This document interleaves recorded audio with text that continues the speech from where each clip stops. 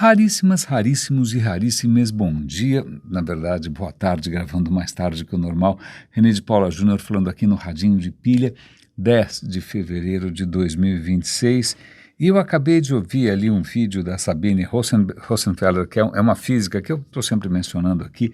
Eu gosto muito do trabalho de divulgação de ciência dela.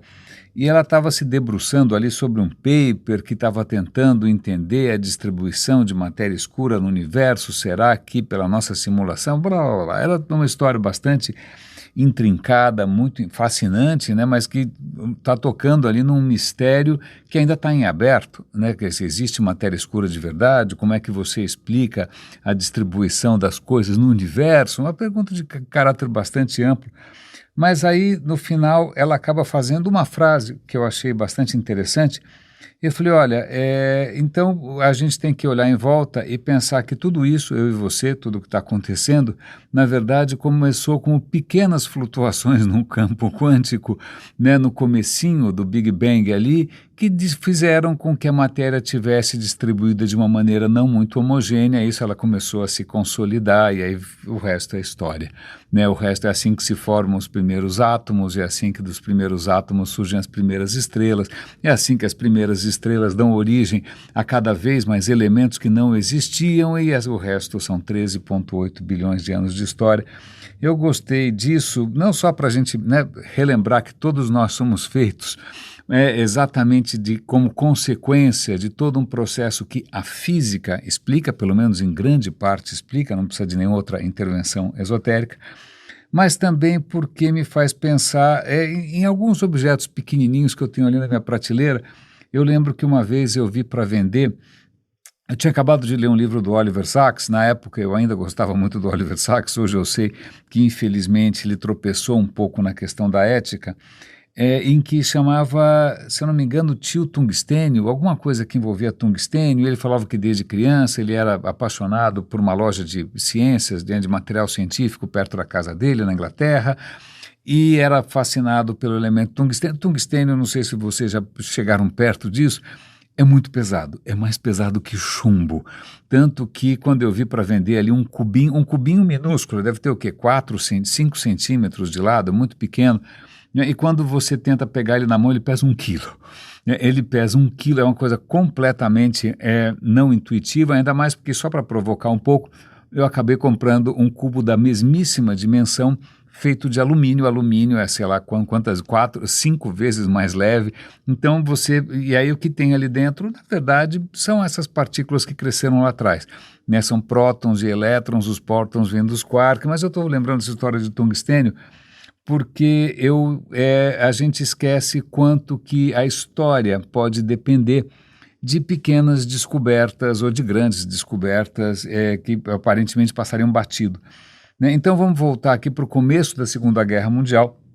No começo da Segunda Guerra Mundial, os aliados vão enfrentar os alemães no norte da África. Os alemães tinham desenvolvido uns tanques de guerra incríveis. Os tanques alemães eram um colosso, tinha o Tiger, tinha o Panther, né, uns indestrutíveis. E aí os americanos, os ingleses tentando correr atrás do prejuízo. Eu sei que numa certa batalha ali, não me lembro os detalhes, os alemães simplesmente dizimaram os outros tanques, mas dizimaram, não sobrou nada para ninguém. E o que diabo aconteceu, né? O segredo ali, a surpresa foi que os alemães tinham desenvolvido projéteis que misteriosamente eram capazes de atravessar qualquer tipo de blindagem, né? Quando os caras foram ver lá os restos fumegantes dos tanques, aquelas placas grossíssimas, 10 centímetros de aço, 15 centímetros de aço, estavam com um buraco assim, desenhado, parecia desenhado com caneta, um buraco limpíssimo, com as bordas perfeitas. Falei, mas o que foi capaz de perfurar o aço dessa maneira? Pois bem, não tinha muita pista, e aí acharam ali um vestígio de o que parecia ser um estilhaço desse projétil, levaram para um cara analisar, ele foi analisar, era o quê? Tungstênio. E o cara ficou um pouco chocado. Vamos lá, tungstênio é um metal pesadíssimo. Quando eu digo, eu acho que a densidade está ali com ouro, ou perto de ouro, 17, 18, eu não lembro muito bem o número, gramas por centímetro cúbico. Não só ele é muito pesado, muito denso, não é? É tão denso quanto o ouro, mas ouro que é absolutamente inútil, porque o ouro é mole pra caramba, você não consegue fazer nada, você não consegue fazer uma espada de ouro, uma faca de ouro, porque o ouro é mole, derrete fácil, né? Serve para fazer só joias e é lógico, tem outras aplicações industriais e tal, mas num quesito, né, assim, no quesito armas, ouro não vale para nada, mas o tungstênio, por outro lado, tem propriedades inacreditáveis. Primeiro que ele é duríssimo, é uma das substâncias mais duras, ainda mais quando você faz carbeto de tungstênio, que é uma combinação com carbono, é quase tão duro quanto o diamante. Em segundo lugar, só derrete a temperaturas altíssimas, milhares de graus. O ouro, se olhou feio, ele derrete, né? Mas tungstênio não. Ok, então os alemães conseguiram fazer um projeto de tungstênio. A dúvida é como? Porque é um metal tão... ele não é tão raro assim, né? Mas ele é muito duro, muito difícil de usinar e, pelo visto, os alemães estavam com a dianteira. Então levaram essa informação para os Estados Unidos e os Estados Unidos, ok, se o problema é carbeto de tungstênio, vamos fazer tungstênio, não tem problema.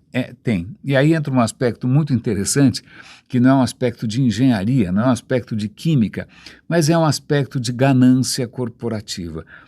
Antes da guerra começar, você tinha várias empresas querendo produzir coisas com tungstênio, né? Então tinha empresas alemãs, americanas, etc. e tal. As grandes empresas eram a alemã Krupp, que foi essencial para o esforço de guerra alemã, infelizmente, e você tinha a General Electric nos Estados Unidos. Então, num certo momento, as duas tinham cansado de competir entre si, e a Krupp falou o seguinte, vamos entrar num acordo, tipo o Tratado de Tordesilhas, né? A Europa toda, quem fornece sou eu, e você aí, General Electric, só você fornece para os Estados Unidos e para o Canadá, certo? Um não vai invadir o mercado do outro. Ok, beleza. Ok, então agora os Estados Unidos o que aconteceu é que tinha uma empresa já produzindo tungstênio, um pouquinho antes desse acordo, como tinha livre concorrência com a Europa, o tungstênio custava 50 dinheiros, quando virou um monopólio daqui, um monopólio dali, os caras falaram, é agora que eu vou ganhar dinheiro com essa história, não tem mais livre concorrência. Então o preço subiu para 450 dinheiro, subiu quase que 10 vezes, subiu 9 vezes. Então, o que acontece? Na Europa, o tungstênio continuava tendo um preço razoável, né? E o tungstênio, para você fazer ferramentas, é extraordinário. Você vai fazer ferramentas de corte, você vai fazer brocas, você vai fazer tornos, né? Ferramentas justamente que têm uma durabilidade extraordinária, uma precisão incrível, né? É um material incrível para você produzir mecânica fina.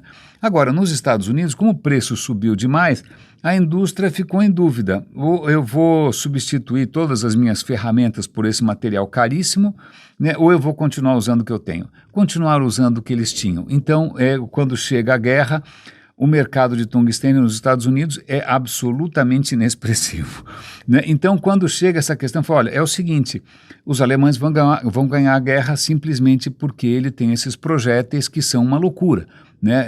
Nada resiste. Então, ou a gente desenvolve isso rapidamente, ou a gente está frito. Então, veja, quase que a Segunda Guerra para por ali, né, quase que a Segunda Guerra continua por ali sem nenhum tipo de resistência.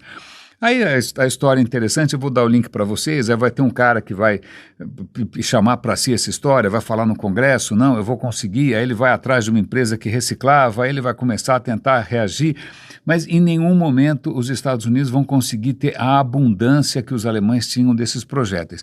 Por fim, depois de alguns anos de pesquisa, inovação, etc. e tal, né, eles conseguem produzir alguma coisa parecida com o que os alemães tinham, mas eles também desenvolveram táticas de guerra, né, emboscadas, etc. e tal, para conseguir pegar os alemães de calças curtas, porque os alemães estavam completamente convencidos da sua indestrutibilidade. É uma coisa muito comum, isso em grego se chama híbris, é quando a coisa sobe a sua cabeça e você acha que você está, né, por cima da carne seca, a última bolacha do pacote, o que você quiser. Então os alemães estavam achando que tinha o melhor tanque do mundo, aí chegou uma hora que, surpresa, surpresa, os caras também tinham ali o tungstênio e também tinham desenvolvido táticas até para compensar pelo fato de que eles não tinham tanta munição assim. E aí pronto, o jogo todo se equilibrou. né? Ok, podia ser, ok, por que eu estou falando aqui de Segunda Guerra? Porque eu tenho algumas questões aqui que são interessantes. Vamos falar de um outro elemento químico bastante pesado, que é o chumbo. Eu acabei de ler faz alguns dias um artigo dizendo que pesquisadores americanos resolveram estimar o quanto que a legislação melhorou a saúde pública nos Estados Unidos. Que legislação, que leis, que normas? Normas que regulam o uso de chumbo na gasolina. Né? O uso de chumbo na gasolina. Num certo momento, ficou claro que chumbo na gasolina era notoriamente ruim para a saúde de todo mundo, para o meio ambiente, um desastre. E aí eles resolveram colocar leis reduzindo, e o que acontece é que tem um certo ponto ali, antes das leis, como é que eles mediram, né, o quanto melhorou, o quanto piorou? Porque o que importa é o que melhorou na saúde das pessoas, né? E aí eles analisaram cabelos, eles foram ver 60 anos de cabelo, 100 anos de cabelo, não sei onde eles arrumaram tanto cabelo, mas o cabelo acaba acumulando esse tipo de contaminação, de contaminante, né? E aí eles perceberam que antes da lei, a quantidade de chumbo era 100 vezes maior do que depois da lei. Então, hoje, nos Estados Unidos, felizmente, né, a concentração caiu para 10 vezes menos, o que é ótimo, porque chumbo dá problemas neurológicos, cognitivos, é uma absoluta desgraceira. Ok? Ok. Mas aí você se pergunta, como é que o chumbo, por que alguém colocaria chumbo na gasolina? E aí eu vou chamar a atenção aqui para um personagem que talvez tenha sido a pessoa que mais, eu estou tentando evitar um palavrão muito pesado, que mais piorou a saúde pública ou o meio ambiente na história. Ele sozinho foi responsável por catástrofes ambientais porque ele era um cara muito inventivo, um cara muito inovador, disruptivo, não é? Ele tem mais de 100 patentes no seu nome. Esse personagem se chama Thomas Midgley Jr., né? Você olha aqui a foto, parece um cara de americano engenheirinho, meio gordinho, meio carequinha, de óculos e tal, parece um bom sujeito, mas infelizmente esse cara é um dos maiores vilões da história da engenharia. O que acontece é que no começo dos motores a combustão tinha um problema, né? A hora que você fazia um motor, você colocava ali a gasolina, mas era relativamente difícil você controlar a explosão da gasolina. Você não tinha injeção eletrônica, né? Não tinha um monte de sofisticações. Então, o que acontecia é que muitas vezes a gasolina dentro do motor, né, na hora que você vai lá, injeta gasolina, a vela dá uma faísca e tal, às vezes ela detonava um pouco antes ou um pouco depois. E isso em português eu me lembro, porque isso fez parte, acho que, do meu repertório na minha infância. O motor batia pino. Batia pino significa que as explosões estavam fora de sintonia e o rendimento caía muito. Aí o Thomas Midgley, um cara muito cabeção, né, ele deixa comigo, eu vou resolver esse negócio. E aí ele descobriu que se ele colocasse na gasolina um composto de chumbo, que eu já esqueci, não sei, é um composto de chumbo. Colocando chumbo na gasolina, o motor funcionava como uma manteiga, como um cachorrinho ronronando. Não, quem ronrona é gato. É como um gatinho ronronando, né? Bastava colocar dietil, seja lá o que for, de chumbo e pronto, não é? E aí, que maravilha, todo mundo feliz e contente, a civilização americana é uma civilização a 4 rodas, né? Até que começam a surgir os primeiros indícios que essa não havia sido uma boa ideia, né? E aí o que acontece, ele não dá o braço a torcer, né? Embora as companhias, acho que era a Exxon, se eu não me engano, eu posso estar errado aqui, mas eu vou dar o link para a biografia dele na Wikipedia, não é? Eles vão sentar em cima de todas as pesquisas que já apontavam o chumbo como um poluente, como alguma coisa que compromete a saúde. Os caras sentaram em cima dessa história até ser completamente inevitável, tá bom? Então esse cara foi quem teve essa brilhante ideia, na sua brilhante calvície, de colocar chumbo na gasolina. Imagina o mercado americano, quanto consumia de gasolina, quantos caras andam de carro, quanto que isso foi parar no meio ambiente. Isso é uma coisa que não sai do seu corpo, não sai do meio ambiente, é um absoluto desastre, né? E mais uma vez, como também no caso do cigarro, como no caso dos Forever Chemicals, da DuPont, etc. e tal, a indústria americana simplesmente compra todo mundo e senta em cima e as pessoas que se danem. Ok. E aí não para por aí, porque esse personagem realmente muito fecundo, muito generoso com a sua criatividade, ele se debruçou sobre mais um problema. Aliás, um problema sobre o qual o próprio Einstein se debruçou, porque as primeiras geladeiras, elas não eram como as nossas. Elas funcionavam, usavam outras substâncias, amônia, eu acho que dióxido de enxofre, mas eram substâncias ou muito tóxicas ou explosivas, né? Então acho que o Einstein até chegou a tentar patentear, eu não sei detalhes, eu vou dar o link, se eu encontrar aqui para vocês. Saibam que os links estão todos aqui na descrição, não importa onde você siga, ou então está no radinhodepilha.com, ou então está no aplicativo do Radinho que você pode instalar de graça, né? Entra lá no radinhodepilha.com/radinho no browser, pede para instalar aquela página como aplicativo, não importa se é Mac, PC, Android ou iOS, você vai ter um aplicativo do Radinho grátis, né? Super rapidinho, super ligeiro. Aliás, o tráfego do Radinho aumentou bastante por causa disso, fico muito feliz.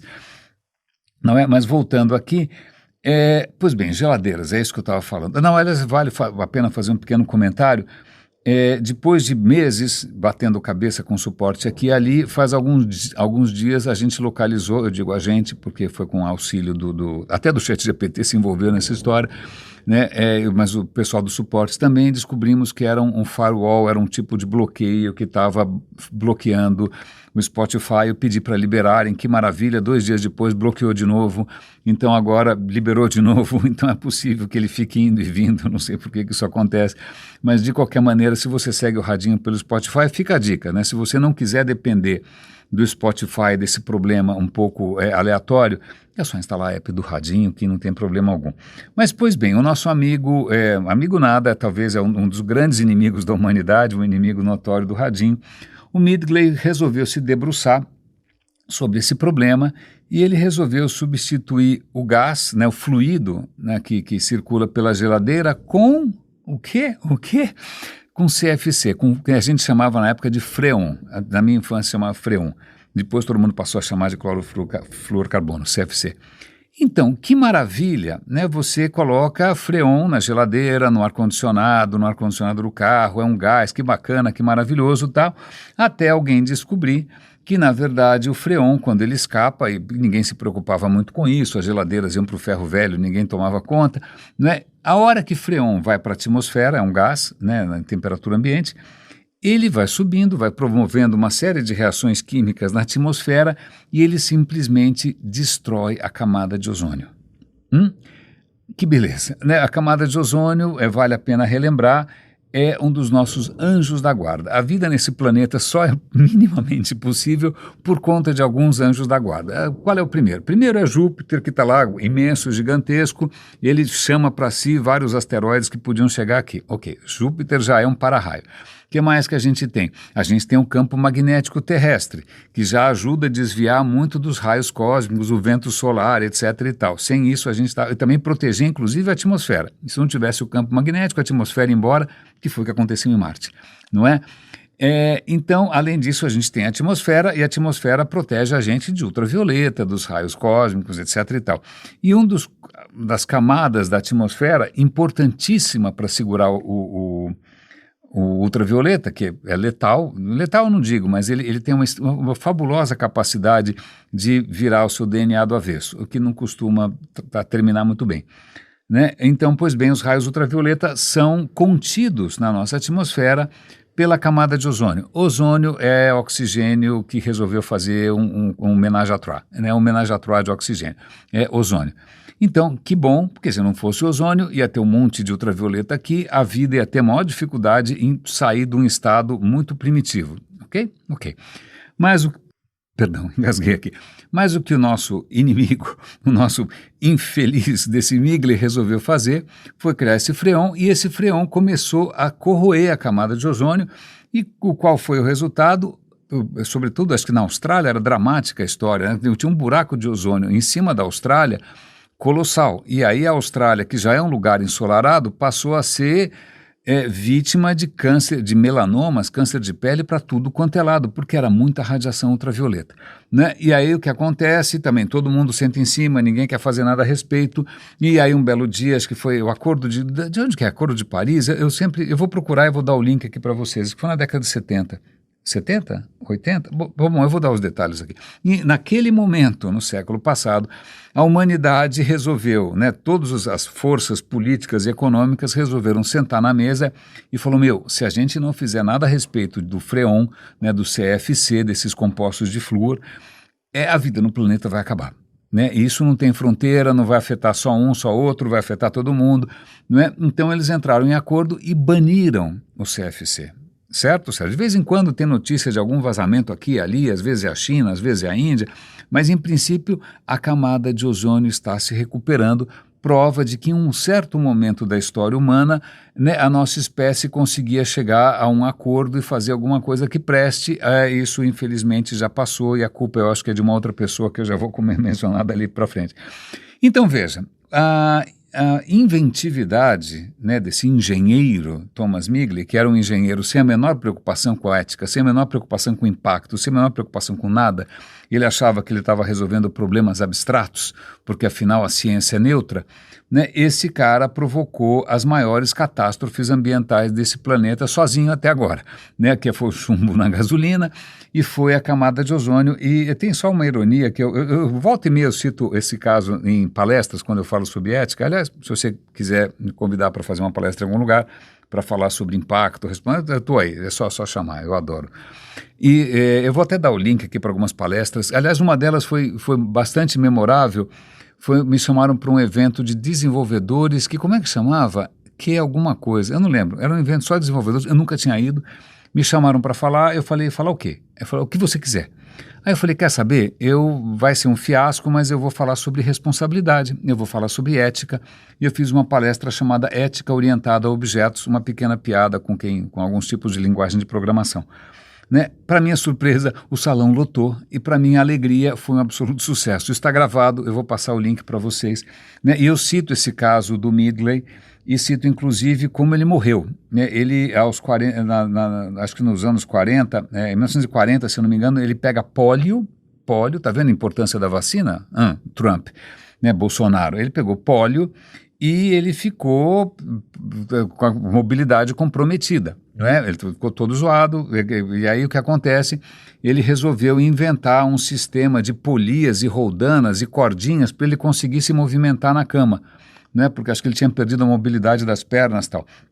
E o que acontece é que ele está desenvolvendo aquele sistema que parece aqueles filmes do Tom e Jerry, em que o cara está na cama com o pé engessado para cima, né, cheio de cordinha. Ele resolveu inventar um sistema daqueles. Na verdade, em algum momento, ele Perdão, me atrapalhei de novo, porque a cena é tão completamente surreal. Ele se enrosca todo naquelas polias e morre enforcado.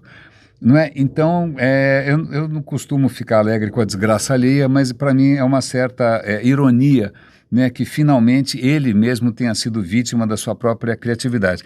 Eu estou contando essa história porque eu fico pensando hoje em dia, quando a gente vê a inteligência artificial sendo solta no mundo, sem nenhum tipo de controle, né, por bilionários que realmente a gente tem certeza que não está pensando nem em mim, nem em você, estão pensando no próprio bolso, apoiados por investidores que só pensam em retorno sobre investimento e dane-se o resto, né, eu fico pensando se esses caras não aprenderam a lição com Migley. Não é que de repente só estou otimizando, estou resolvendo um problema, né? O que eu faço é neutro. Não é neutro, você está simplesmente envenenando o mundo. Né? E eu acho que é isso que o Mark Zuckerberg fez com o mundo do digital, em primeiro lugar. Eu acho que foi ele que deu uma guinada no rumo da internet. A internet tinha nascido com propósitos mais nobres e acabou virando uma máquina de manipulação e e não só de manipulação, de extração de dinheiro, está todo mundo trabalhando de graça para um cara só, tal, e roubando dados de todo lado, mas também uma máquina de disseminação de mentiras, né, de manipulação ideológica, política.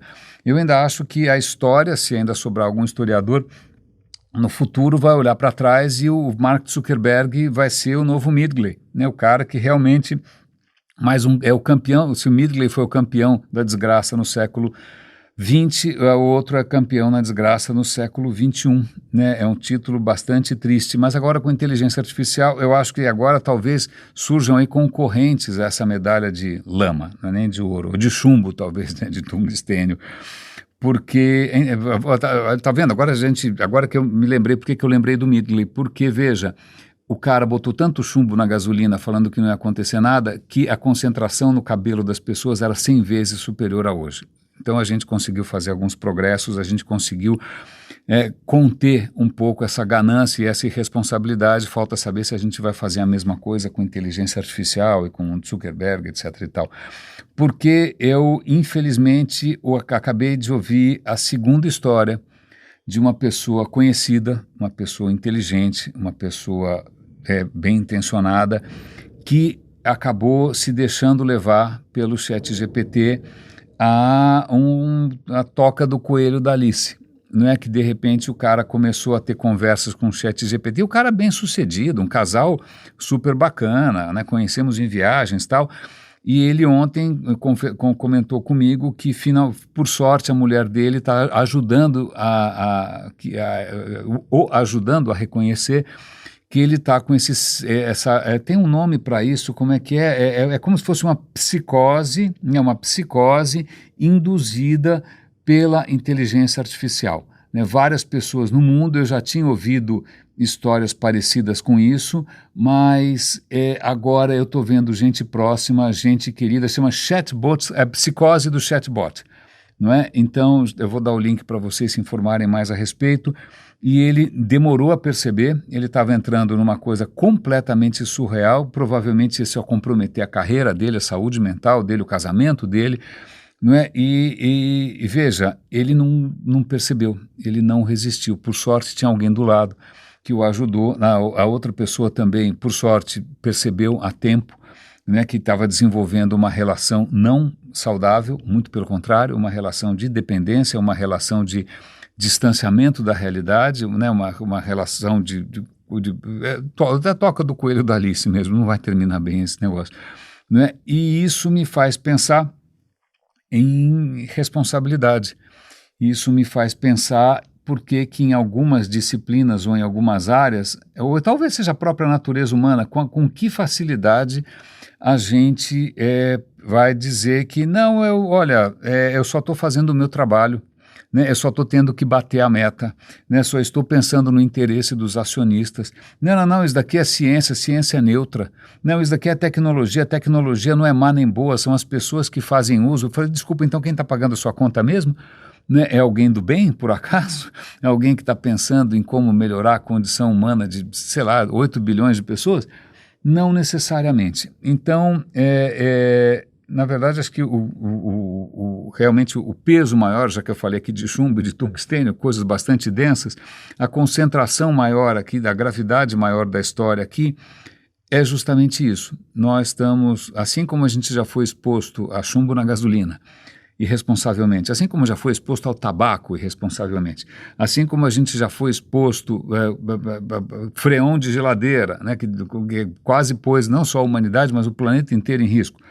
Não é? Nós estamos agora, de novo, alegremente felizes e contentes, não é? Abraçando o diabo. Né? Estamos aí caindo numa armadilha que é irresistível. Eu acho que a primeira armadilha efetivamente irresistível, eu acho que o Yuval Harari tem toda a razão, não é?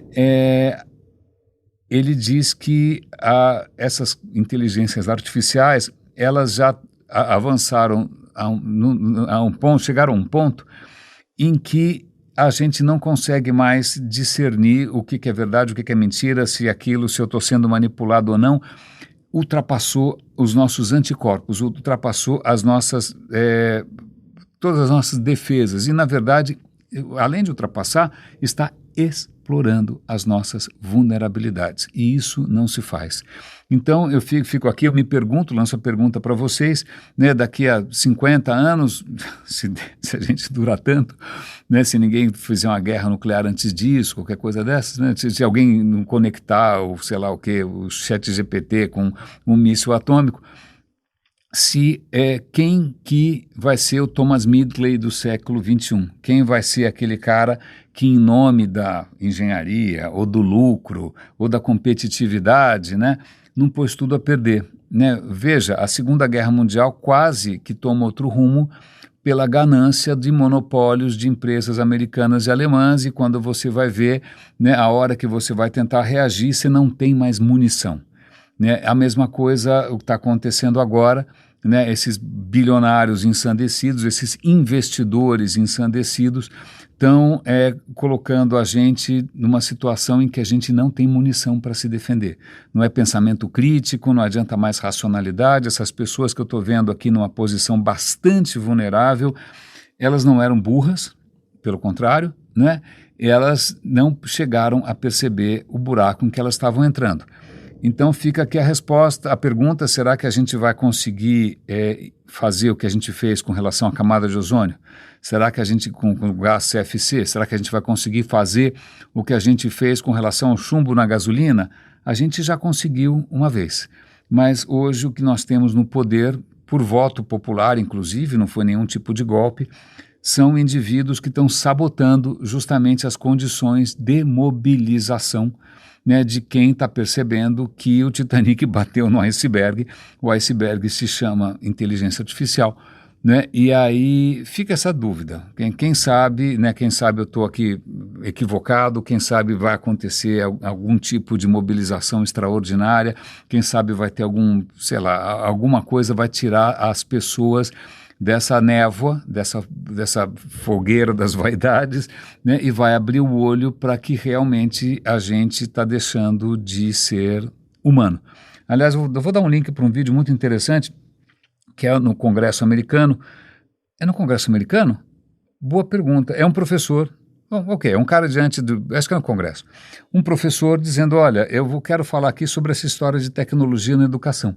Né? Faz tempo que a gente está tentando, faz 60 anos que algum tipo de tecnologia a gente está tentando colocar na sala de aula para, em princípio, revolucionar e inovar a educação, mas a questão não está funcionando. De uns tempos para cá, de uma década para cá, todos os indicadores estão caindo, né? O QI das crianças está caindo, a capacidade das pessoas de compreensão está caindo, a criatividade das crianças está caindo, o domínio da língua das crianças estão caindo. Por que será? Né? Não é chumbo na gasolina mais, não é? Por que será? E tudo isso coincide com a introdução de celulares e seja lá mais o que for, né? Redes sociais. Agora imagina com o ChatGPT, a gente está dando um tiro no pé. É a primeira vez, sei lá, desde o pós-guerra, em que uma geração é mais burra que a anterior. Então eu me pergunto, em nome do que tanta gente no LinkedIn, em eventos, ou canais, ou podcasts, fica aí aplaudindo incondicionalmente os avanços de uma coisa que já está começando a fazer sinais de fumaça. Os sinais de fumaça são claros. Fica a pergunta. Eu agradeço a vocês pelo carinho, pela companhia, inclusive pela compreensão com as minhas maluquices. E cuidem-se, por favor. Realmente tem uma areia movediça por aí e eu não sei exatamente se todo mundo consegue resistir ou todo mundo tem ali um parceiro que fala: cara, pelo amor de Deus, você não é mais a pessoa que eu conheço. Um grande abraço e até amanhã.